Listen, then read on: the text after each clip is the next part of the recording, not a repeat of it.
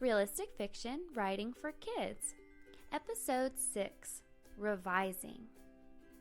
I'm writing a realistic fiction story. I've written an entire draft, including an introduction, events, the problem, solution, and a closing. But I'm not quite finished yet. It's important to revise your writing. Revising means changing your writing to make it even better. You can revise by adding to your story, taking away from your story, or changing parts of your story. But first, you have to reread your writing and think, what would make this story easier to read, and what would make this story more interesting to read? Here's my introduction. It says, one winter day, Mary was cuddled up on the couch with her dog, Sam. Swish! Wow, it sounds like a blizzard outside, said Mary. Sam ran to the door and barked to go outside. Okay, said Mary. She put on her heavy coat and Sam's leash, and they walked outside into the snow. Maybe I should explain what that swish was. I'll add, the wind gusted against the windows. In that last sentence, they walked outside into the snow. I think I want to add something to emphasize how cold it was. But I don't want to add a boring word like cold. How about frigid? They walked outside into the frigid snow. Much better. Here's my next page.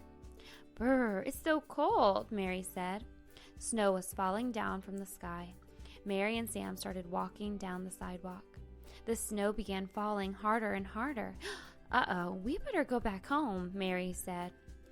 Mary and Sam turned around and started walking quickly back towards their house. All of a sudden, Mary slipped on an icy patch on the sidewalk. She fell to the ground and dropped Sam's leash. Oh no, she said. Sam excitedly took off running as fast as he could.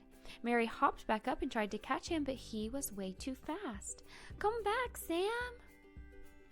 Gosh, I used the word said 3 times on this page. You know, when she dropped the leash, she didn't just say, oh no. How about, oh no, she cried? That's better. Here's my closing. Suddenly, Mary saw her friend Carlos walk around the corner. He was walking home from the grocery store. Carlos, can you help me? Sam is loose. Carlos had a great idea. He pulled out a donut from his grocery bag. Come here, Sam. Sam sniffed the air and ran right to him. Thank you so much, Carlos. Mary was so relieved. Next time, we need to be way more careful in the snow, Sam. Carlos had a great idea. I think I can think of a better word than great. How about clever? Carlos had a clever idea. That makes the sentence sound more interesting. Did you see how I reread my story and made changes to make my story even better? It helps to do this process a few times. Keep rereading and revising and rereading and revising, and your story will be your very best work.